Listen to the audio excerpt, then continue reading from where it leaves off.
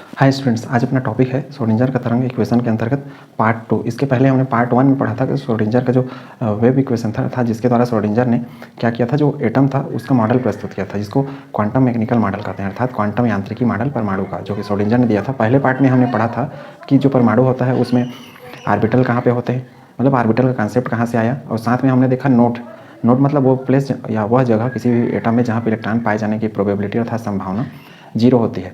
और हमने आर्बिटल भी पढ़ा। आर्बिटल मतलब कक्षक जहाँ इलेक्ट्रॉन पाए जाने की संभावना 90% या से ऊपर या 90% तक होती है, अर्थात हमने उसके लिए एक टर्म पढ़ा हुआ था साई स्क्वायर।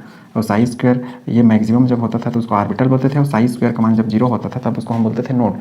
और नोड हमने दो प्रकार का नोड पढ़ा, एक पढ़ा था रेडियल नोड और दूसरा पढ़ा था हमने एंगुलर नोड। तो ये कैसे आता है ये हमने पहले वीडियो में देखा है, तो यदि आपने वो वीडियो नहीं देखा है तो उसको ज़रूर देखें, उसका लिंक आपको डिस्क्रिप्शन बॉक्स में मिल जाएगा। हम इस पार्ट में सिर्फ ग्राफ बनाना सीख रहे हैं कि जो श्रोडिंजर की इक्वेशन था उसके बेस पे ग्राफ कैसे पूछे जाते हैं। ये इस पोर्शन से आपको एक तो रेडियल नोड या फिर एंगुलर नोड जो फार्मूला पहले बताया था उससे निकालने के लिए पूछता है, कोई भी ऑर्बिटल को देने के बाद। साथ में ये भी पूछता है कि ग्राफ दे देगा और ग्राफ देने के बाद पूछेगा कि यह कौन से ऑर्बिटल का ग्राफ होगा करके। तो यहाँ पर ग्राफ सीखना बहुत ज़रूरी है, और एनसीईआरटी के बुक में भी इससे ज़्यादा कुछ नहीं दिया है, उसमें सिर्फ ग्राफ तक ही ख़त्म किया है, तो हम भी ग्राफ तक ही ख़त्म करेंगे। और ये चैप्टर का अपना लास्ट पोर्शन है, ठीक है। तो हमने उसमें एक रेडियल नोड जिसमें रेडियस से संबंधित था, और एंगुलर नोड जो एंगल बताता था। तो रेडियल नोड को हम कैलकुलेट करते थे एन माइनस एल माइनस 1 से, और इसको हम कैलकुलेट करते थे एल से, अर्थात जो सब सेल होता है उसको एल यदि हम पता कर लें जिसको द्विगांशी या एजीमुथल क्वांटम नंबर बोलते हैं, और एन क्या है, मुख्य क्वांटम संख्या जिसको प्रिंसिपल क्वांटम नंबर बोलते हैं। तो अभी तक हमने रेडियल नोड और एंगुलर नोड कैलकुलेट करना सीख लिया, और उसी रेडियल और एंगुलर नोड के आधार पर हम ग्राफ बनाना सीखेंगे। और इसके पहले मैं बताया था कि जो साई टर्म था किसमें, श्रोडिंजर के वेव इक्वेशन में, तो वो साई वास्तव में ये जो तरंगे थी, अर्थात जो हमारा इलेक्ट्रॉन था उसका जो वेव था, तो उसी वेव का ये आयाम, इसी को हम साई से दिखाते थे। एंगुलर नोड की बात करूं तो इस तरीके से यदि हमारा तरंग चल रहा है ऐसे, तो ये वाला जो पोर्शन रहता था इसको हम बोलते थे एंगुलर नोड। अब ये जहाँ जहाँ इस अक्ष पे कट का निशान बन रहा है, अर्थात ये जो तरंग है वो जहाँ जिस पोर्शन को काट रहा है, इन पोर्शन को हम बोलेंगे रेडियल नोड। और इन्हीं को के आधार पर जो हमारा ग्राफ बनेगा, और इन्हीं के आधार पर हम अपना ग्राफ प्लाट कर पाएंगे, बना पाएंगे। अब सबसे पहले हम देखते हैं कि साई वर्सेस आर यहाँ पे क्या है। आर यहाँ पे हमारा ये जो, यदि मैं बोर का ऑर्बिट बनाऊँ अर्थात कक्षा बनाऊँ, और ये हमारा न्यूक्लियस है, तो इस न्यूक्लियस से यहाँ का दूरी अर्थात जो कक्षा है अर्थात ऑर्बिट है जिसमें इलेक्ट्रॉन राउंड मारते हैं, उसकी दूरी को बोला जाता है आर, अर्थात आर का अर्थ होता है रेडियस। तो हम जो ये साई है और रेडियस उसके बीच में जब ग्राफ प्लाट करेंगे तो हमारे लिए कुछ नियम है, ये नियम याद रखना पड़ेगा। सबसे पहले हमको काम करना रहेगा रेडियल नोड निकालना, ठीक है। और रेडियल नोड किस पर निर्भर करता है, एन मुख्य क्वांटम संख्या, द्विगांशी क्वांटम संख्या एल पर। ये नियम किसके लिए, एस कक्षक के लिए। और रेडियल नोड जो निकलेगा मान, वो रेडियल नोड का जो संख्या आएगा इस फार्मूला के हिसाब से जब कैलकुलेट करेंगे तो उसका अर्थ होगा कि वह एक अक्ष पर उतना बार कट का निशान बन जाएगा। अर्थात जब हम ग्राफ में प्लाट करने स्टार्ट करेंगे तो ये चीज़ आपको समझ में आ जाएगा कि एक अक्ष पे कितना कट है। जैसे यहाँ पे मैं 1 और 2 कट लगाया हूँ, अर्थात रेडियल नोड का संख्या इस केस में 2 आया हुआ है, ऐसा है इसका अर्थ। कर्व को हमेशा अनंत से शुरू करना है, एस के केस में अनंत मतलब सबसे लास्ट से, यह पॉजिटिव निगेटिव या 0 हो सकता है, ये याद रखना है। और कर्व हमेशा एक्स अक्ष को जब भी काटेगा उसका आकार धीरे धीरे छोटा होता जाएगा, मतलब जैसे जैसे अनंत की ओर या इन्फिनाइट में जाएगा तो उसका साइज छोटा होता जाएगा। पी डी और एफ ऑर्बिटल के यदि हमको कर्व बनाना है, अर्थात जो साई और वर्सेस आर का ग्राफ पी डी या एफ ऑर्बिटल के लिए यदि हम बनाएंगे तो उसमें एक्सचेंज आएगा कि कर्व हमेशा 0 से स्टार्ट होगा। क्यों 0 से स्टार्ट होगा, क्योंकि पी डी और एफ में हमारा एंगुलर नोड रहता है, और एंगुलर नोड किस में नहीं रहता, एस में नहीं रहता, इसलिए इन्फिनाइट से स्टार्ट हो रहा है। अब देखते हैं इसका ग्राफ कैसे प्लाट करना है। अब हम ग्राफ सीख रहे हैं साई और आर के बीच। साई यहाँ पे तरंग फलन या फिर जिसको एम्पलीट्यूड ऑफ वेव फंक्शन बोलते थे, अच्छा जो तरंग का आयाम रहता था वो था साई। और ये किसी किसी जगह आर लिखा रहता तो ये भी सही है, किसी किसी जगह साई आर ये आर लिखा है, उसका अर्थ है रेडियल पार्ट, जो हम वेव फंक्शन का रेडियल पार्ट पढ़ते थे वो। तो वास्तव में जो साई है वो रेडियल पार्ट के लिए के साथ ग्राफ को बताता है। तो ये तीनों में से कोई भी चीज़ मिल सकता है। चलन में ये चीज़ें हैं साई वर्सेस आर, तो हम इसके बीच ग्राफ बनाना सीख रहे हैं। एस के लिए कंडीशन ये है कि जो हमारा ग्राफ रहेगा, अब जैसे मैं सबसे पहले बना रहा हूँ 1s के लिए, ठीक है, 1s के लिए ग्राफ बना रहा हूँ, तो हमने क्या लिखा है, रेडियल नोड पहले कैलकुलेट करना है। तो रेडियल नोड के लिए हम सबसे पहले 1s में देखो एन का मान कितना है 1, एल का मान कितना है 0। अब मैं रेडियल नोड निकालूँ, मतलब जिसको आर लिख रहा हूँ, तो एन माइनस एल माइनस 1, तो उस हिसाब से एन का मान 1, एल का मान 0 और इसका मान 1, तो इस हिसाब से रेडियल नोड क्या हो गया, 0 हो गया। और एक होता है एंगुलर नोड, और एंगुलर नोड का मान निर्भर करता है इस एल के मान पे। चूंकि एल का मान 0 है इसलिए एंगुलर नोड का मान भी क्या हो जाएगा, 0। तो स्पेशली एस के केस में क्या है, कोई भी एस हो सकता है, 1s 2s 3s। एस के लिए ध्यान देना है, सबसे पहले रेडियल नोड हमने कैलकुलेट किया, रेडियल नोड आ गया 0, और दूसरा है radial node equal to x अक्ष पर कट की संख्या। अब चूंकि हमारे पास रेडियल नोड 0 है, रेडियल नोड ये बताता है कि इलेक्ट्रॉन पाए जाने की संभावना है कि नहीं है, मतलब कितने इलेक्ट्रॉन नहीं पाए जाएंगे उस पर्टिकुलर क्षेत्र में। तो जो एस चूँकि गोलाकार होता है तो वहाँ इलेक्ट्रॉन सभी जगह मिलेंगे। और ये जो साई रहता है, स्पेशली साई और आर के बीच का ग्राफ हमको ये बताता है कि यदि हमारा ये न्यूक्लियस है, नाभिक है, और यहाँ से आर दूरी पर हमारा मतलब आर चाहे कितना भी दूर हो, तो यहाँ से यहाँ तक यदि हमारा ये वेव जाता है, अर्थात इलेक्ट्रॉन को हमने क्या माना है, तरंग नेचर का, तो इस वेव में दूरी के साथ कितना परिवर्तन होता है वो हमको इस ग्राफ के माध्यम से पता चलता है। अर्थात जो हमारा इलेक्ट्रॉन है इस न्यूक्लियस से कितना अधिक दूर या कितना पास रहेगा, तो ये जो तरंग है वो कितना कम रहेगा या कितना ज़्यादा रहेगा, वो हमको इस ग्राफ के माध्यम से पता चलेगा। ठीक है, तो इसीलिए हम ये सीख रहे हैं। अब ये हो गया हमारा एक्स अक्ष, इधर रहेगा आर, और साई हमारा रहेगा इस पार्ट पे, मतलब इसको हम बोल सकते हैं वाई अक्ष। अब देखिए कर्व को हमेशा अनंत से शुरू करना है, ये हो गया अनंत, और एस का जो ग्राफ बनेगा वो कुछ इस तरीके से बनेगा। ठीक है, अब इस तरीके से बनेगा अर्थ है कि और आगे अनंत पे जा सकता है, और अनंत पे जाके वो 0 भी हो सकता है। तो अनंत पे जाके 0 होगा तो उसको हमको काउंट नहीं करना है, किसमें, रेडियल पार्ट में, और जो शुरुआत में 0 होगा उसको भी काउंट नहीं करना है, किसमें, रेडियल पार्ट में। तो ये सिर्फ 1s। अब इसमें लिखा हूँ कि यह धनात्मक ऋणात्मक या शून्य हो सकता है। धनात्मक ऋणात्मक या शून्य का अर्थ है कि मैं यदि इस कर्व को इधर नीचे बढ़ा दूँ तो ये ऊपर वाला हो जाएगा पोर्शन पॉजिटिव और ये हो जाएगा निगेटिव, लेकिन इससे ज़्यादा कुछ फर्क नहीं पड़ने वाला है पॉजिटिव और निगेटिव। चूँकि हम यहाँ पे तरंग को ले रहे हैं तो तरंग धनात्मक हिस्से पे कितना है, ऋणात्मक हिस्से पे कितना है, ये बताता है। तो 1s के लिए ये ग्राफ बनेगा हमेशा, इस चीज़ को नहीं लिखेंगे तब भी नहीं फर्क पड़ता है। तो ये आर और साई के बीच 1s का ग्राफ। अब देखिए 2s का यहीं पर ग्राफ बनाता हूँ मैं, 2s का ग्राफ। तो 2s के लिए हम फिर ऐसे बनाएंगे, ये हो गया आर हमारा, और ये हो गया वाई अक्ष, ये हो गया एक्स अक्ष। यहाँ पे मैं साई लिखा, यहाँ पे आर। अब 2s के लिए देखिए एन का मान 2, एल का मान कितना हो जाएगा 0। अब एंगुलर नोड निकालता हूँ किस फार्मूला से, इस फार्मूला सॉरी रेडियल नोड निकालता हूँ किस फार्मूला से, इसमें से एन ऋण एल माइनस 1। एन का मान कितना हो गया 2, ऋण एल का मान 0, ऋण 1। तो टोटल रेडियल नोड कितना आ गया, रेडियल नोड को मैं आर से दिखा रहा हूँ, वो आ गया 1। और एंगुलर नोड कितना आएगा, एंगुलर नोड निर्भर करता है एल पे, और एल का मान कितना है 0। अब देखिए ये वाला जो हमारा पोर्शन है, ये चूँकि इसको मैं नीचे भी बढ़ा सकता हूँ, ये हमारा पोर्शन है 0। ठीक है, और ये पोर्शन हमको हमेशा बताएगा नाभिक को, अर्थात न्यूक्लियस को, किसके हिसाब से, श्रोडिंजर के इक्वेशन के हिसाब से, श्रोडिंजर के कॉन्सेप्ट के हिसाब से। और ये जो एक्स है, ये एक्स अक्ष पे हमारा इलेक्ट्रॉन है, ऐसा है, मतलब आर डिस्टेंस पे इलेक्ट्रॉन है।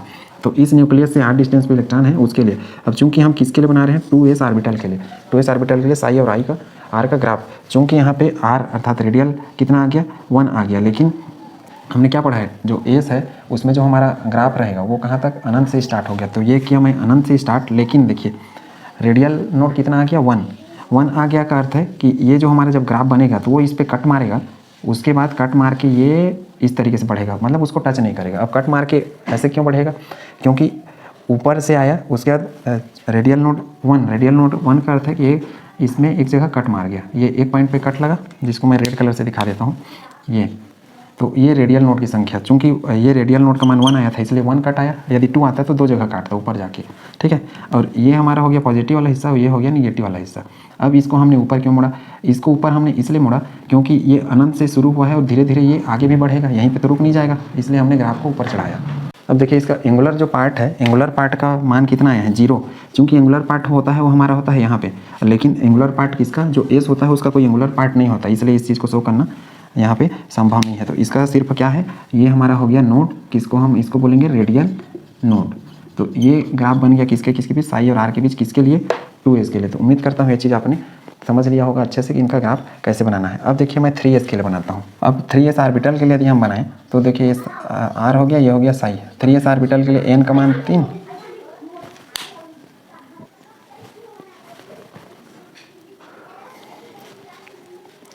अब देखिए 3s के लिए यदि हमको ग्राफ बनाना है साई और आर के बीच, या फिर आर वर्सेस आर, या फिर उसमें से जो भी टर्म है, वो तीनों एक ही चीज़ है, अलग अलग बुक में अलग अलग दिखते रहता है।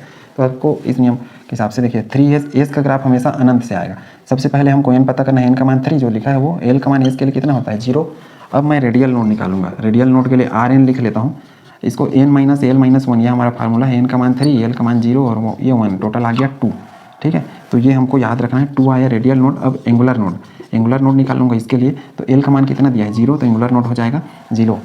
अब ये हमारा पोर्शन है, ग्राफ बनाते हैं जब भी तो इस पोर्शन को हम लिखते हैं 0, ये हो गया हमारा एक्स अक्ष, ये हो गया हमारा वाई अक्ष। अब देखिए इसमें मैं क्या लिखा हूँ, रेडियल नोड इक्वल टू होता है एक्स अक्ष पर कट की संख्या, अर्थात ये जो एक्स अक्ष है जिसको हम आर से दर्शा रहे हैं, इस लाइन को, आर मतलब होता है रेडियस अर्थात त्रिज्या, किसकी त्रिज्या, ये जो हमारा नाभिक है अर्थात न्यूक्लियस है, यहाँ से इलेक्ट्रॉन की जो दूरी है उसको हम आर से दर्शा रहे हैं। तो नाभिक मतलब ये पोर्शन इस ग्राफ में और बाकी ये त्रिज्या। अब देखिए इसमें हमारा रेडियल नोड 2 आया है, अर्थात ये हम अनंत से लाएंगे तो एक कट हो गया, दूसरा कट और उसके बाद ये ऐसे बढ़ेगा। ठीक है, क्यों? क्योंकि यहाँ पे मैंने क्या लिखा है, radial node equal to x अक्ष पर कट की संख्या। अब देखिए एक पोर्शन तो यहाँ पे कट गया इस जगह पे, देखिए दूसरा कट यहाँ पे लगा, तो रेडियल नोड टोटल कितना है 2, तो इसलिए पहला और यह हो गया दूसरा। अब इसके बाद ये ऊपर चला गया। ठीक है, तो ये क्या बताता है, वास्तव में तरंग को बताता है कि हम जैसे जैसे इस नाभिक से आर दूरी पर जाते जाएंगे तो तरंग क्या होते जाएगा, तरंग होते जाएगा। शुरुआत में तो बड़ा रहेगा लेकिन धीरे धीरे धीरे धीरे ये तरंग की संख्या छोटी होती जाएगी, अर्थात ये जो एम्पलीट्यूड है वो छोटा होता जाएगा। ये इस ग्राफ के माध्यम से हम सीख रहे हैं। तो उम्मीद करता हूँ ये 3S का आपने ग्राफ सीख लिया होगा। और इसी के आधार पे रेडियल नोड और एंगुलर नोड, एंगुलर नोड इसमें क्या है 0, तो इसको डिफाइन नहीं किया जा सकता क्योंकि एंगुलर नोड एस में होता ही नहीं है। ठीक है, तो इसी प्रकार 4S का यदि हम बनाएं तो 4S के चलिए 3S की जगह बाद में सीधा बनाता हूँ 5S का। 5S का यदि हम बनाएं या बनाते हैं 6S का, इससे ज़्यादा क्लियर हो जाएगा। 6S का यदि हम बनाएं तो देखिए ये हमारा ग्राफ के लिए R और ये हो गया साई, n का मान 6, L का मान कितना होता है 0 S के लिए। रेडियल नोड निकालेंगे तो इस formula n minus L minus 1 के हिसाब से n का मान 6, L का मान 0, ये 1, टोटल हो गया 5। ठीक है, अब ये तो हमारा 0 पोर्शन हो गया। अब यहाँ से देखिए S है और ये तो रेडियल नोड निकल गया 5, एंगुलर नोड यदि निकालूँ तो L का मान कितना है, L का मान 0 है, इसलिए एंगुलर नोड भी क्या हो जाएगा 0, क्योंकि एंगुलर नोड का मान सीधा L पे निर्भर करता है। जो L का मान है वही एंगुलर नोड का मान होगा, जो कि हमने पहले पार्ट का जो ये वीडियो था श्रोडिंगर का तरंग समीकरण वाला, उसमें हमने देखा है, अर्थात कैलकुलेट करना सीखा है ये सब के बारे में। अब देखिए ये हो गया अनंत। अब चूंकि 5 लिखा हूँ रेडियल नोड, अब इसमें क्या लिखा हूँ, देखिए रेडियल नोड का संख्या बराबर होता है एक्स अक्ष पर कट की संख्या, अर्थात एक्स अक्ष ये जो है इस पर जितने कट लगेंगे उसकी संख्या। और साथ में ये लिखा हूँ देखिए कर्व हमेशा एक्स अक्ष को कट करने के बाद आकार में छोटा होता जाएगा, अर्थात जो हमारे तरंग है शुरुआत में तो इसमें कट करेगा, उसके बाद ये देखिए इसके बाद ये ऐसा छोटा होता जाएगा। अब देखिए कितना कट लगा, 1 2 3 4 और ये हो गया 5, ये एक्स्ट्रा कट लग गया, मतलब ये ऐसे। तो चूंकि मेरे पास कितना है रेडियल नोड है 5, तो ये पहला कट, ये दूसरा कट, ये तीसरा, ये चौथा और ये 5वां कट। देखिए ये पहले बड़ा आया था, अब छोटा हो गया इधर और छोटा होते जाएगा, अर्थात जो तरंग है, जो इलेक्ट्रॉन का तरंग नेचर है वो जैसे जैसे हम नाभिक, अर्थात ये नाभिक का पोर्शन इसको मानते हैं इस ग्राफ में हम हमेशा, तो नाभिक से जैसे जैसे दूर जाते जाएंगे ये जो तरंग है अर्थात ये जो एम्पलीट्यूड है ये क्या होता जाएगा, छोटा होता जाएगा। ठीक है, ये इस ग्राफ से आता है।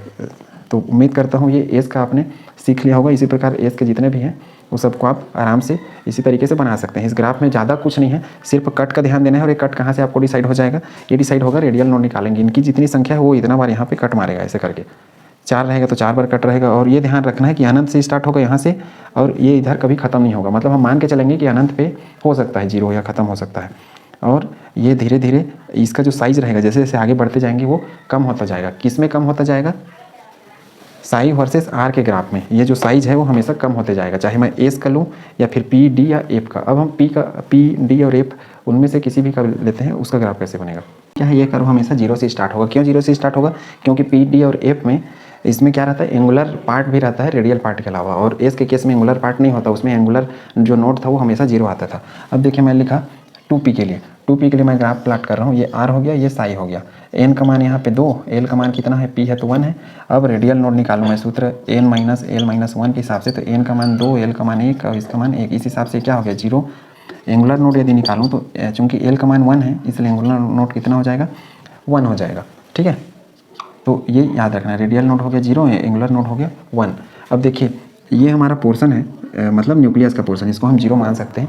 अब P के D और F के केस में क्या हो गया, हमेशा R equal to 0, R equal to 0 मतलब यहाँ इस पॉइंट से स्टार्ट होगा, मतलब ये ऐसे स्टार्ट होगा। और चूँकि रेडियल नोड का संख्या क्या है 0 है, इसलिए हमारा ये ग्राफ कैसे स्टार्ट होगा, ऐसे। ठीक है, ये इस पर क्यों टच नहीं कर रहा है, क्यों, क्योंकि रेडियल नोड का संख्या 0 है। अब इसी प्रकार का सेम ग्राफ किसका बन सकता है, जो 2p का ग्राफ है, ऐसा ही ग्राफ हमारा बनेगा 3d का, मतलब 3d और 4f और ये 2p, ये सब का ग्राफ ऐसा ही बनने वाला है, एक समान ग्राफ बनेगा। क्यों ऐसा बनेगा, क्योंकि 1 2 इन तीनों में क्या होता है, रेडियल नोड का मान 0 होता है, इसलिए इसके ग्राफ यही रहेंगे। अब रेडियल नोड तो हो गया 0, लेकिन एंगुलर नोड देखिए 1 लिखा है, तो ये वाला जो पोर्शन है हमारा ये है एंगुलर नोड, ये हमारा पोर्शन एंगुलर नोड है। अब थोड़ा सा एग्जांपल चेंज करके देखते हैं। एंगुलर नोड का संख्या 1 आया था, तब यहाँ से 0 से हुआ स्टार्ट। अब देखिए 2p की जगह मैं 3d निकाल रहा हूँ, 3d के लिए ग्राफ। तो 3d के लिए यदि हम ग्राफ बनाएं, मैं बताया कि तीनों का ग्राफ एक ही बनेगा। कैसे बनेगा, n का मान 3, l का मान 2, d है इसलिए, और n माइनस l माइनस 1 इससे कैलकुलेट करूँगा, 3 ऋण 2 ऋण 1 बराबर क्या हो जाएगा 0। ये कौन सा रेडियल नोड हो गया। एंगुलर नोड क्या होगा, एंगुलर नोड हो गया l का मान 2, इसलिए l का मान 2। अब देखिए एंगुलर नोड इस केस में 1 था, इस केस में 2 था। कहने का अर्थ है कि एंगुलर नोड चाहे 1 हो, 2 हो या 0 हो जाए, हमेशा हम स्टार्ट करेंगे ग्राफ को यहीं से। किस केस में, PDF के केस में, ठीक है। ये याद रखना है, क्यों, क्योंकि हमारे पास जो डाटा है वो सिर्फ यहीं से स्टार्ट है, 0 1 2 3 यहाँ से हम आगे बढ़ रहे हैं, इसलिए हम स्टार्ट करेंगे यहीं से। रेडियल नोड 0, तो इसका भी ग्राफ ऐसे ही सेम। देखिए दोनों ग्राफ में कोई अंतर है, कोई भी अंतर नहीं है। लेकिन अब मान लो मैं ये जो 3D है और ये 2p है उसको एक ही में प्लाट करूँ, तो कैसे बनने वाला है, तो ये ऐसा बनेगा। देखिए 2p और 3D, 2p मतलब दूसरा ऑर्बिट और 3D मतलब तीसरा ऑर्बिट। तो दूसरा ऑर्बिट पहले आता है, अब तीसरा ऑर्बिट यदि मैं बनाऊं तो वो उसके बाद आता है। तो ये वाला जो लाइन है ये हो गया 2p का और ये हो गया 3D का, और ये कभी ऐसा टच नहीं करेगा। और मान लो मुझे 4f का भी बनाना है, तो वो भी यहीं से स्टार्ट होगा और ऐसा ये बन जाएगा 4f का। तो उम्मीद करता हूँ ये चीज़ आपने समझ लिया होगा कि इनके ग्राफ अगर मान लो सभी को एक साथ बनाएं तो कैसे, क्योंकि 2 मतलब सेकेंड ऑर्बिट दूसरा ऑर्बिट, 3 मतलब तीसरा ऑर्बिट, 4 मतलब चौथा ऑर्बिट, मतलब ग्राफ सभी के एक ही हैं। ऐसे ही है इन तीनों के ग्राफ। क्यों, क्योंकि इनका जो रेडियल नोड है वो आया है 0। हमको एंगुलर नोड से कोई मतलब नहीं है, एंगुलर नोड चाहे 1 आए 2 आए 0 आए, हमेशा स्टार्ट यहीं से होना है। किस केस में, PDF के केस में। क्यों, क्योंकि इसमें एंगुलर नोड पाया जाता है इसलिए, और इससे आगे तो कुछ है नहीं, इसलिए हम यहीं से स्टार्ट करेंगे इनको। तो इससे फ़र्क नहीं पड़ने वाला है, 1 रहे 2 रहे 3 रहे। अब मान लो सभी को हम एक साथ ग्राफ बनाए तो दिखेगा ऐसा ही, सिंगल सिंगल जब बनाएंगे तो।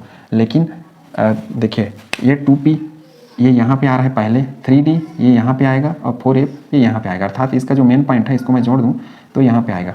ये वास्तव में क्या दिखाता है पता है, ये दिखाता है कि ये जो हमारा न्यूक्लियस है, इस न्यूक्लियस से ये जो हमारा ऑर्बिट है वो कितना दूर पे है, ठीक है। मैं ये सब चीज़ के लिए ग्राफ बना रहा हूँ, किसका, साई और आर का, ठीक है। 3p 4d और 5f ये तीनों के ग्राफ एक जैसे बनेंगे। क्यों, क्योंकि इनमें रेडियल नोड सभी का अगर बारी बारी से निकालें तो वो सबका मान 1 आता है। ये सबका ग्राफ एक जैसे बनेगा। इसमें सबका रेडियल नोड निकालें, ये रेडियल नोड की संख्या, इसी के आधार पर मुख्य रूप से जो ग्राफ है वो बन रहे हैं।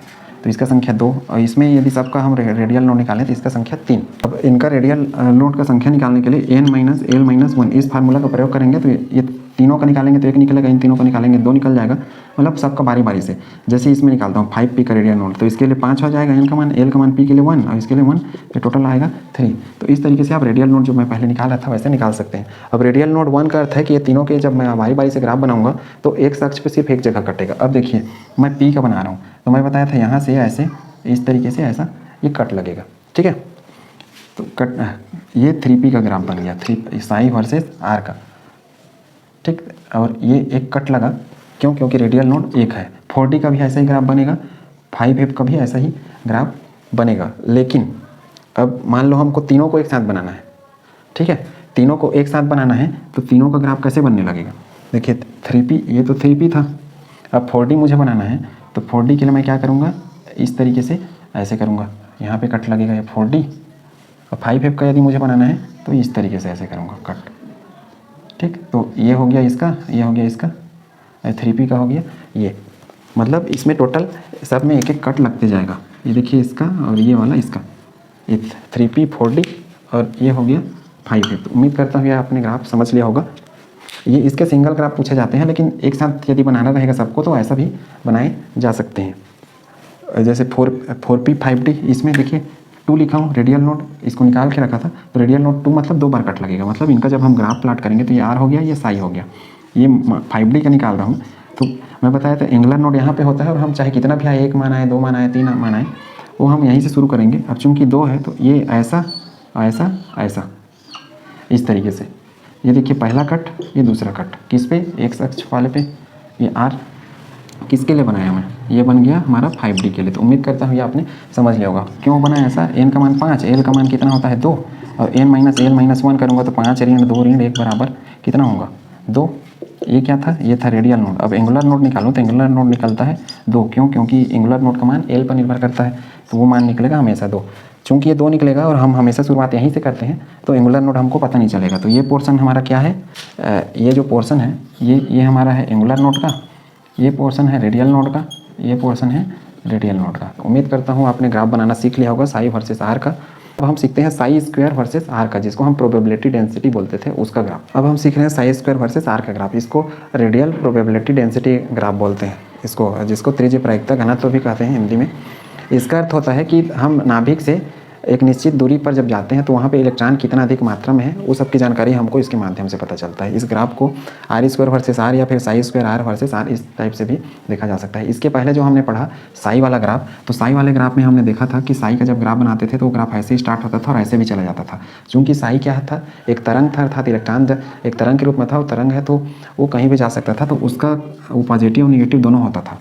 लेकिन जो साई स्क्वायर है ये इलेक्ट्रॉन के घनत्व को बताएगा, अर्थात इलेक्ट्रॉन एक पर्टिकुलर जगह पे, एक निश्चित जगह पे कितने अधिक मात्रा में उपस्थित है वो सब को बताएगा साई स्क्वायर। तो चूंकि इलेक्ट्रॉन जो होगा उसकी मात्रा तो नकारात्मक हो नहीं सकती, इसलिए क्या होगा, जब साई स्क्वायर और आर का ग्राफ स्टार्ट करेंगे तो जो ग्राफ यहाँ नीचे आया था वो चीज़ पलट के ऊपर चला जाएगा। क्यों चला जाएगा, क्योंकि देखिए साई का साई से जब गुणा करेंगे तब क्या बनेगा साई स्क्वायर।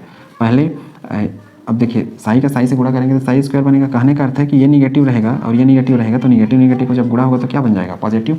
तो इसी वजह से क्या होता है, निगेटिव निगेटिव को गुणा होने के बाद ये हो पॉजिटिव होकर ऊपर चला जाएगा। अर्थात ऐसा जो भी ग्राफ बनेगा नीचे इस लाइन के एक अक्ष के नीचे जो ग्राफ बना था साई वाले में, वो सारे ग्राफ ऊपर इसमें पलट जाएंगे। और उस सारे नियम जो इसके पहले जो हमने पढ़ा वो same psi square versus r में भी, अर्थात एस को हम अनंत से स्टार्ट करेंगे इन्फिनिटी से, और पी और डी को स्टार्ट करेंगे हम हमेशा 0 से। तो वही सेम नियम है पी डी एफ के लिए और एस के लिए।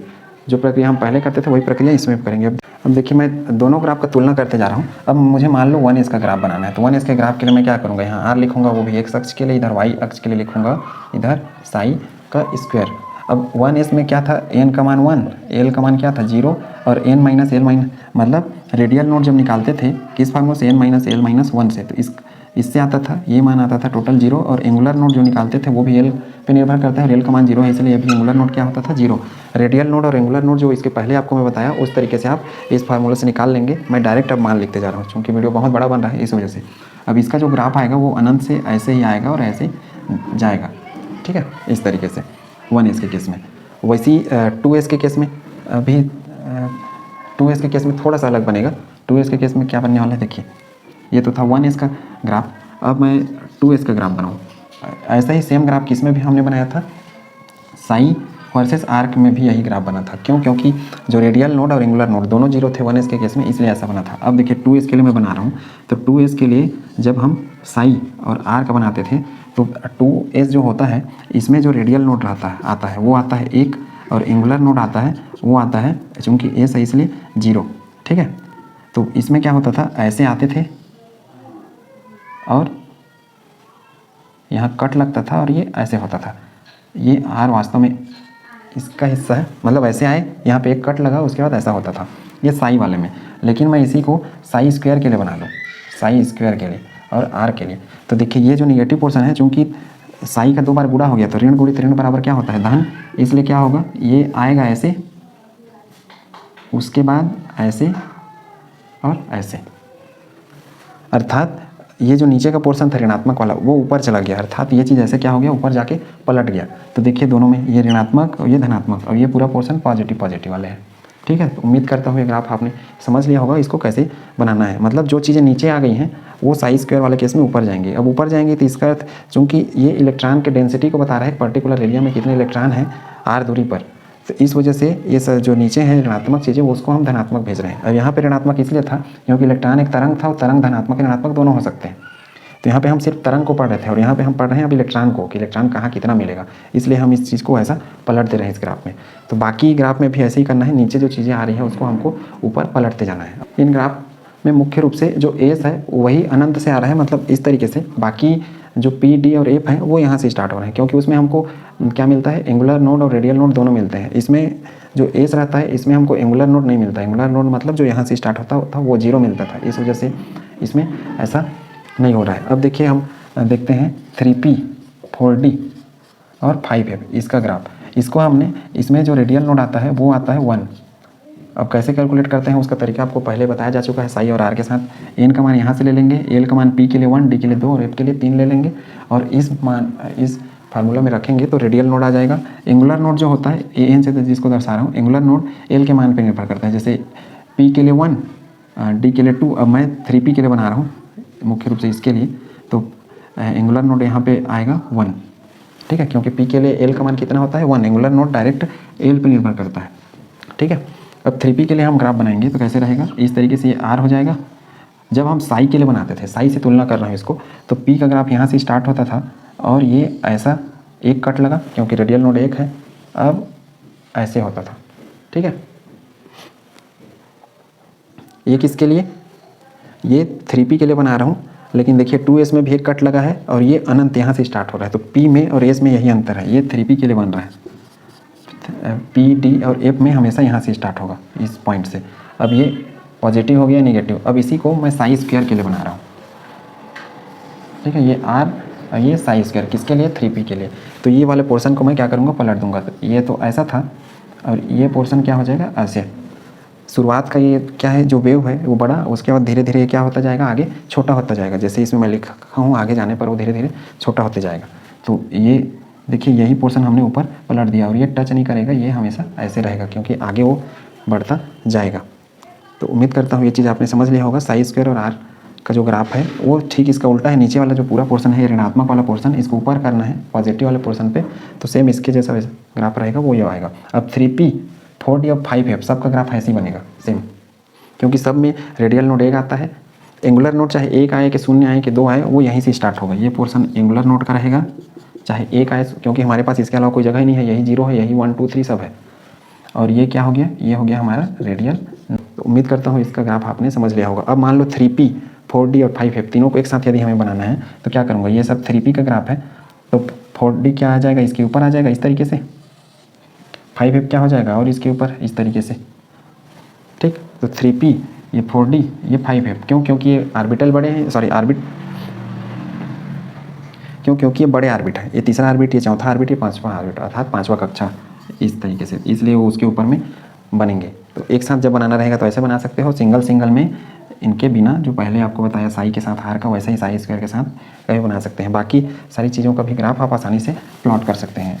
तो ये तो था 3p का 4d का और 5f का ग्राफ, इनका सबका एक साथ एक जैसे ग्राफ ऐसे ही बनेगा कॉमन सा, मतलब ये नीचे वाला पोर्शन को ऊपर पलट देना है तब ये बन जाएगा। और साथ में 4p 5d और 6f ये सब में रेडियल नोड होता है 2, इनका ग्राफ एक जैसे बनेगा, pdf है इसलिए। 5p 6d और 7f इनमें रेडियल नोड होता है 3, ये तीनों का ग्राफ एक जैसे बनेगा। रेडियल नोड 3 का अर्थ है कि 3 बार इस जगह को काटेगा, रेडियल नोड 2 का अर्थ है कि 2 बार इस जगह को काटेगा। और कैसे काटेगा वो आपको समझाया गया है। और ये जैसे देखिए 3 लिखा हूँ, उसका एक ग्राफ बनाता हूँ, इसके लिए बना रहा हूँ 5p या 6d के लिए, चलिए 6d के लिए मैं ग्राफ बना रहा हूँ। इसको यदि हम साई और आई के साथ आर के साथ बनाते हैं तो इसमें रेडियल नोड आता था 3 और एंगुलर नोड आता है 2, d है तो d में l का मान 2 होता है, तो l का मान जो है वो एंगुलर नोड का मान होता है वास्तव में। 2 कट लगता है और कैसे लगता है, चूंकि d है तो यहाँ से स्टार्ट करता, पहला दूसरा और इस तरीके से, मतलब ये हमारा एक अक्ष है जिसको हम पूरा r बोल रहे हैं, तो ये ऊपर से आता और ये ऐसे, ठीक है, ये धनात्मक ये ऋणात्मक, ये साई और आर का ग्राफ ऐसा बनता। अब देखिए मुझे इसको उल्टा करना है, साई स्क्वायर और आर का ग्राफ बनाना है, किसके लिए, 6d के लिए। और 6d 7f और 5p ये तीनों के ग्राफ एक जैसे बनेंगे। अब इसमें देखिए रेडियल नोड 3, मतलब ये इसमें 3 कट लगाना है, मैं 2 लगाया हूँ, ये ऐसे, ठीक। तो देखिए ये पहला कट, ये दूसरा कट, ये तीसरा कट। एंगुलर नोड 2, तो ये एंगुलर नोड है, मैं बताया था एंगुलर नोड चाहे 1 रहे 2 रहे 0 रहे, यहीं से स्टार्ट होना है। ये हो गया रेडियल नोड 1, रेडियल नोड 2 और रेडियल नोड 3। रेडियल नोड मतलब यहाँ पे इलेक्ट्रॉन नहीं मिलेंगे, ऐसा ही इनका अर्थ, ठीक है। साई स्क्वायर का इसमें ग्राफ बनाए तो ये जो नीचे की चीज़ें हैं ये क्या हो जाएंगी, अब ये जस्ट अपोजिट हो जाएंगे। अपोजिट मतलब ये जो नीचे आ रहे हैं वो सब ऊपर चले जाएंगे। कैसे जाएंगे देखिए, ये हो गया पहला, अब इसको हम पलट रहे हैं, ये हो गया दूसरा और ये हो गया तीसरा, ठीक। और ये हो गया ऐसे, इसको भी हम पलट रहे हैं। तो ये पहला कट, ये टोटल 3 कट। तो उम्मीद करता हूँ साई स्क्वायर और आर का ग्राफ आपने समझ लिया। ये धीरे धीरे कम होते जाएगा। कहने का अर्थ है कि हम जैसे जैसे इस नाभिक से दूर जाते जाएंगे, इलेक्ट्रॉन पाए जाने की संभावना धीरे धीरे कम होते जाएगी। इसका अर्थ यह है, नाभिक के करीब रहेंगे तो इलेक्ट्रॉन ज़्यादा मिलेगा, नाभिक से दूर जाते जाएंगे तो इलेक्ट्रॉन की प्रोबेबिलिटी धीरे धीरे कम होते जाएगी समय के साथ। ठीक है, तो उम्मीद करता हूँ ये ग्राफ आपने समझ लिया होगा। 6D 7F और 5P ये सब के ग्राफ इसी के जैसे बनेंगे इस तरीके से। और ये एक अक्ष पे, और ये एक अक्ष पे जो कट का संख्या है वो वास्तव में रेडियल नोड की संख्या को बताएगा इस फार्मूला के हिसाब से। तो इसके जो ग्राफ है वो पॉजिटिव या जीरो पे रहेंगे, किसके, साई स्क्वायर वर्सेस आर के। लेकिन ये वाला साई और आर का ग्राफ रहता था वो कैसा रहता था, वो ऋणात्मक और धनात्मक होता था, क्योंकि ये तरंग का ग्राफ था और ये इलेक्ट्रॉन के लिए हम पर्टिकुलर ग्राफ बना रहे हैं कि इलेक्ट्रॉन कहाँ पे मिलेगा ज़्यादा या कहाँ पे मिलेगा कम, उस चीज़ के लिए। ठीक, तो उम्मीद करता हूँ यहाँ तक आपने समझ लिया होगा। अब त्रिज्य प्रायिकता वितरण वक्र, जिसको रेडियल प्रोबेबिलिटी डिस्ट्रीब्यूशन कर्व बोलते हैं, अर्थात इस वक्र के द्वारा हम ये समझने का प्रयास करते हैं कि जो हमारा परमाणु होता है उसमें ये सब ऑर्बिट होते हैं। ठीक है, और हमने पढ़ा है बोर में कि जो ऑर्बिट होता है उसमें उसके अंदर ऑर्बिटल होता है, और जो ऑर्बिट होता है उसमें इलेक्ट्रॉन घूमते रहता है, मतलब जो ऑर्बिटल रहता है उसमें इलेक्ट्रॉन प्रेजेंट रहते हैं, उपस्थित रहते हैं। तो एक ऑर्बिट से दूसरे ऑर्बिट, इसको यदि हम छोटा छोटा हिस्सा या मोटा हिस्सा मान लें तो यहाँ से यहाँ तक की दूरी को हम मान ले रहे हैं dr, और इस जगह से, मतलब ये जो कक्षा है जिसको ऑर्बिट बोल रहे हैं, यहाँ से यहाँ तक का दूरी मान रहे हैं r। मतलब हम जो एक ऑर्बिट होता है, एक ऑर्बिट से दूसरे ऑर्बिट, उसके बीच में कि जितना आयतन है अर्थात जो गैप है, उस आयतन में कितने इलेक्ट्रॉन हैं उसको हम मतलब कितने इलेक्ट्रॉन की पाए जाने की संभावना है उसको हम इस कर्व के द्वारा, इस ग्राफ के द्वारा समझेंगे, जिसके लिए 4πr² dr साई स्क्वायर है वर्सेस r। और इस r मतलब जो साई स्क्वायर है इसके जगह कभी कभी r स्क्वायर लिखा रहता है, जिसका अर्थ होता है रेडियल, जिसको त्रिज्य बोलते हैं। ठीक है, रेडियल मतलब जो रेडियल नोड वाला पढ़ते थे वो। तो अभी तक जो हमने पहले ग्राफ पढ़ा था उसमें एस के लिए पढ़ते थे कि अनंत से आएगा वो लाइन, अर्थात इन्फिनाइट से। लेकिन इसमें सारे जो ग्राफ हैं, इसमें जो सारे ग्राफ हैं वो सारे ग्राफ होंगे 0 से स्टार्ट। ठीक है, और बाकी नियम लगभग वही हैं सेम, लेकिन एक बदलाव हुआ है इसमें कि ये धीरे धीरे बड़ा होते जाएगा। बाकी में क्या होता था, शुरुआत में बड़ा रहता था, उसके बाद धीरे धीरे क्या होता था, जो ग्राफ रहता था वो घटते जाता था, यहाँ पे ग्राफ बढ़ते जाएगा कंटिन्यू। तो इसी ग्राफ के माध्यम से हम समझते हैं कि जो ऑर्बिटल है उसका संरचना कैसे बनाया जाता है। क्योंकि ये हम 4πr² dr psi square versus r के बीच ग्राफ प्लॉट कर रहे हैं, तो इसके लिए जो 1s 2p 3d 4f इन सब के ग्राफ एक जैसे आएंगे। चूंकि ये सब के सब कहाँ से स्टार्ट हो रहे हैं, 0 से, इसलिए इसके पहले में क्या होता था, ये जो एस है इन्फिनाइट अर्थात अनंत से स्टार्ट होता था, इसलिए 2 और ग्राफ हमने पढ़ा था साई और साई स्क्वायर का, वहाँ पे एस के लिए अलग आता था, बाकी ये पी डी एफ ये सब के ग्राफ एक जैसे आते थे। तो अब की बार ये सारे ग्राफ एक जैसे आएंगे। अब इनके लिए हम सीख रहे हैं कि इनका ग्राफ कैसे बनाना है। 1s का ग्राफ कैसे बनाना है। 1s ये हमने लिया r, इसको एक अक्ष बोल रहे हैं, और ये हो गया 4πr² dr साई स्क्वायर इस अक्ष पे। ठीक है, अब हम इसके लिए 1s के लिए n का मान क्या है 1, l का मान है 0। इस हिसाब से n - l - 1 में मान रखेंगे तो क्या हो जाएगा, 1 ऋण 0 ऋण 1 बराबर क्या हो जाएगा 0। इसको हम बोलते थे रेडियल नोड, इसके लिए 1s के लिए। अब एंगुलर नोड यदि निकालें, एंगुलर नोड, एल का मान 0 है, इसलिए एंगुलर नोड का मान भी क्या हो जाएगा 0, क्योंकि एंगुलर नोड मतलब वास्तव में वो होता है एल। तो हम अभी इसका एंगुलर नोड और रेडियल नोड निकालना सीख गए। अब देखिए इसका ग्राफ कैसे प्लॉट होगा। इसमें है कर्व हमेशा 0 से स्टार्ट होगा, ये देखिए 0। अब देखिए रेडियल नोड क्या है, रेडियल नोड का संख्या 0 है, इसलिए इसका ग्राफ क्या आएगा ऐसे। ठीक है, इसमें कोई परिवर्तन नहीं, इस तरीके से ग्राफ आएगा। अब इसका अर्थ क्या होता है, अब देखिए यहाँ बीचों बीच में पॉइंट को लेता हूँ, जो ऊपर उठा है वो वाला पोर्शन बताता है कि यहाँ से ये न्यूक्लियस है, नाभिक, इसको हम एंगुलर नोड बोलते थे इस पोर्शन को, और इधर आगे किसी को कभी टच नहीं किया है, इसलिए रेडियल नोड हमको मिला नहीं है। तो यहाँ से ये इस डिस्टेंस पे, ये डिस्टेंस जो हाइड्रोजन रहता था उसके लिए यहाँ से यहाँ तक की दूरी 0.53 एंगस्ट्रॉम रहता था, अर्थात इतने दूर पे इलेक्ट्रॉन मिलेंगे ऐसा बोर का कहना था, और इसमें भी वास्तव में मिलते हैं। मतलब यहाँ से यहाँ तक का दूरी है वो 0.53 एंगस्ट्रॉम। अब इसके लिए हम यदि कक्षक प्लॉट करें 1s के लिए तो कैसे प्लॉट करेंगे, देखिए ये तो हो गया न्यूक्लियस, तो ये मैं बना दिया न्यूक्लियस बीच में इस तरीके से नाभिक। अब देखिए इस नाभिक से इतने दूरी पे, मतलब 0.53 एंगस्ट्रॉम की दूरी पे लगभग, इसको थोड़ा सा छोड़ देते हैं, तो ये जो एरिया है, तो ये जो एरिया है इसको हम बोल रहे हैं 1s ऑर्बिट, ये इसके हिसाब से। तो ये न्यूक्लियस से यहाँ तक का जो दूरी है वही है ये r वाला हाफ, ये 1s के लिए ऐसा डायग्राम। अब यहीं पे मैं मान लो 2p के लिए बनाऊँ, ठीक है। 2p के लिए ग्राफ, तो 2p के लिए ग्राफ बनाऊँ, मतलब हमको इस ग्राफ से ये चीज़ पता चल जाता है इसके माध्यम से, ये है, ग्राफ तो बनाना सीख जाएंगे लेकिन उसके माध्यम से ये चीज़ पता चलेगा। तो देखिए 2p के लिए यदि हम बनाएं तो ये हो गया r, ये 4 पाई r square D R Sai square, ठीक है। अब 2p के लिए n का मान क्या होता है 2, l का मान होता है 1, और इसमें हम रेडियल नोड यदि निकालें तो ये निकलता है 0, और एंगुलर नोड निकालें तो ये निकलता है 1। अब इसका जो ग्राफ बनेगा ये भी ऐसा ही बनेगा सेम, दोनों का ग्राफ एक ही जैसे बनने वाला है, बताया ना। और यदि हम दोनों को एक साथ बनाए तो इसके ऊपर में 2p चला जाएगा, क्योंकि 1 के ऊपर में 2 आएगा, पहला कक्षा के ऊपर दूसरा कक्षा, ठीक। अब 2p के लिए हम बनाएं तो देखिए ये यहाँ तक, मतलब p को हम क्या जानते हैं, ये हमारा रहता है बीच में न्यूक्लियस, और ये बता रहा है कि यहाँ से यहाँ तक कि ये जो पीक है, इस पीक पे ही इतना दूर पे इलेक्ट्रॉन अधिक है, उसके बाद ये धीरे धीरे कम हो रहा है। इस पॉइंट पे भी इलेक्ट्रॉन नहीं है, इस पॉइंट पे भी इलेक्ट्रॉन नहीं है। इस पॉइंट मतलब ये नाभिक के किनारे इलेक्ट्रॉन नहीं है, थोड़ा सा दूर में रहेगा इलेक्ट्रॉन, इसलिए थोड़ा सा स्पेस में खाली छोड़ रखा हूँ।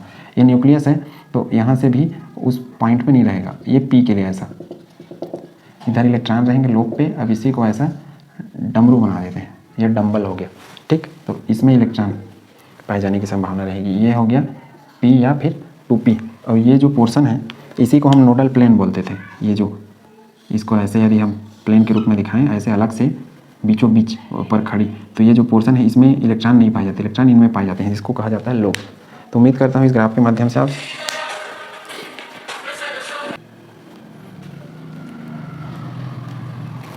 ये तो एक सामान्य ग्राफ है। अब दूसरे में देखते हैं कि ये इसका स्ट्रक्चर कैसे बदलता है। जैसे 2s का बनाएं तो 2s 3p 4d और 5f, ये सब के ग्राफ एक जैसे बनेंगे, क्योंकि इसमें जो रेडियल नोड है वो सबका संख्या 1 है। अब जैसे मैं 2s के लिए बना रहा हूँ, 2s के लिए n का मान 2, l का मान 0, इस हिसाब से जो रेडियल नोड रहेगा n माइनस l माइनस 1, उसमें काउंट करूँ 2 ऋण 0 ऋण 1, तो ये क्या आ जाएगा 1। एंगुलर नोड क्या आ जाएगा, एंगुलर नोड आएगा 0। अब इसका ये हो गया 4 pi square r square D R Sai square, और ये r। अब देखिए इसमें हम ग्राफ स्टार्ट करते हैं 0 से, रेडियल नोड कितना है 1, इसलिए क्या होगा, एक कट लगा। अब दूसरा आगे इस तरीके से एक कट लगा का अर्थ है कि ये जो एक कट है वो इस एक रेडियल नोड के, दो रहता तो 2 बार हम इसको काट देते, ये है। अब ऐसे ये पूरा ग्राफ 2s 3p 4d और 5f सबके लिए यही ग्राफ बनने वाला है, ठीक है। अब इसमें अब इस मान लो 2s का मैं बना रहा हूँ, तो 2s का हमको इलेक्ट्रॉन घनत्व तो कैसे पता चलेगा, तो इसका अर्थ है कि पहले छोटा लोब रहेगा, मतलब ये यदि हमारा न्यूक्लियस है ये, ठीक। तो न्यूक्लियस है तो शुरुआत में ऐसे रहेंगे इलेक्ट्रॉन यहाँ पे, उसके बाद ये इसको हम क्या बोल रहे हैं, इसको बोल रहे हैं रेडियल नोड। रेडियल नोड, और नोड किसको बोलते थे, नोड मतलब जहाँ इलेक्ट्रॉन ना पाया जाए, तो ये बीच में गैप। अब उसके बाद ये फिर इलेक्ट्रॉन, फिर इलेक्ट्रॉन, मतलब ये जो ऑर्बिट है उसका आकार बड़ा हो गया, ऑर्बिट का आकार बड़ा हो गया, मतलब इसलिए ये जो वेव रहेगा अर्थात ये जो ग्राफ रहेगा वो भी धीरे धीरे आगे बड़ा होते जाएगा, ना कि छोटा। तो ये जो बीच का गैप है ये, इसको बोल रहे हैं नोड। तो उम्मीद करता हूँ ये चीज़ आपने समझ लिया होगा। नोड मतलब यही रेडियल नोड है।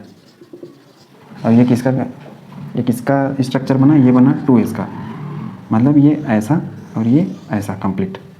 तो उम्मीद करता हूँ ये चीज़ आपने अच्छे से समझ लिया होगा। ये तो था 2s का। ऐसी 3p का यदि बनाए 4d का बनाए तो 3p का भी ग्राफ यही आएगा, लेकिन हम उसका स्ट्रक्चर यदि बनाएं तो 3p के में क्या बनेगा, 3p के में ये रहेगा, उसके बाद ये लोब बना, ठीक है। इसके बाद अगला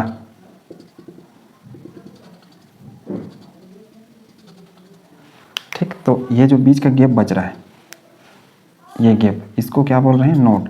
वो भी कौन सा, रेडियल नोड। तो उम्मीद करता हूँ आपने ये चीज़ें समझ ली होंगी कि इसके माध्यम से हम ग्राफ कैसे प्लॉट करते थे। इसी तरीके से बाकी जो यहाँ पे मैं लिखा हूँ 3s 4p 5d 6f, ये सब का ग्राफ एक जैसे बनेगा। इसमें 2 कट रहेगा, 2 कट मतलब ऐसा जाके एक बार और कटेगा तो इसका ग्राफ बन जाएगा। और 4s 5p 6d 7f, इसमें 3 कट रहेगा तो इसका ग्राफ बन जाएगा। तो उम्मीद करता हूँ ये ग्राफ आपने अच्छे से समझ लिया होगा कि 4s 5p 6d 7f, इसमें सब में रेडियल नोड का मान आता है 3। अब मैं इसमें 5p का बना रहा हूँ, सभी का ग्राफ एक ही जैसे आएगा। 5p के लिए देखिए ये r हो गया, 4 पाई r स्क्वायर डी आर, और ये r स्क्वायर, ठीक है। शुरुआत यहीं से करेंगे। 5p के लिए देखिए n का मान 5, l का मान 1, और n माइनस एल माइनस 1 के हिसाब से यदि रेडियल नोड काउंट करें इस फार्मूला पे रख के तो ये कितना आएगा 5 ऋण 1 मतलब ये हो जाएगा 3, मतलब 3 कट लगेंगे। और एंगुलर नोड कितना आएगा, एंगुलर नोड आएगा एल का मान 1 है इसलिए 1। तो हम स्टार्ट कर रहे हैं यहाँ से, देखिए पहला कट, दूसरा कट, इधर तीसरा कट, अब इसके आगे और मतलब कहने का अर्थ है कि तीसरा कट इसके आगे ये इस तरीके से। तो उम्मीद करता हूँ यहाँ तक आपने समझ लिया होगा। ये देखिए ये पहला रेडियल नोड, दूसरा, ये तीसरा, Rn का मान 3 आया है इसलिए। और ये ऐसे ही ग्राफ किसके आएंगे 4s 5p 6d 7f सब के आएंगे। अब इसमें स्ट्रक्चर कैसे बनेगा, 5p का स्ट्रक्चर यदि बनाऊँ 5p का, तो p का हमने पढ़ा है कि ये होता है बीच में न्यूक्लियस और ये हो गया ऑर्बिटल, ठीक। अब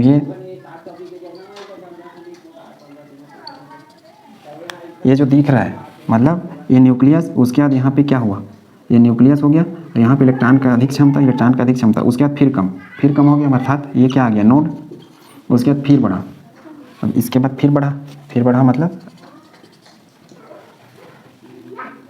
पहले अधिक फिर कम, फिर बढ़ रहा है, ये फिर कम मतलब ये फिर नोड आ गया, फिर अधिक के लिए ऐसा, इस तरीके से अधिक कम अधिक, अर्थात ये जो नोड मिल रहा है यहाँ पे इलेक्ट्रॉन पाए जाने की संभावना 0 है और ये जो बिंदी दिख रहा है वहाँ पे इलेक्ट्रॉन पाए जाते हैं। तो इसी तरीके से इसका जो ग्राफ है वो ऑर्बिटल के लिए ड्रा किया जाता है, बनाया जाता है। तो उम्मीद करता हूँ इससे आपके जो भी क्वेश्चंस होंगे ऐसे ग्राफ से संबंधित वो आपके सॉल्व हो जाएंगे और radial node angular node calculate करना आपने सीख। आज के लिए बस इतना ही, ये अपना टॉपिक लगभग पूरा खत्म हो गया। जो भी क्वेश्चंस हैं उसको अच्छा सॉल्व करें और प्रैक्टिस करें। Thank you.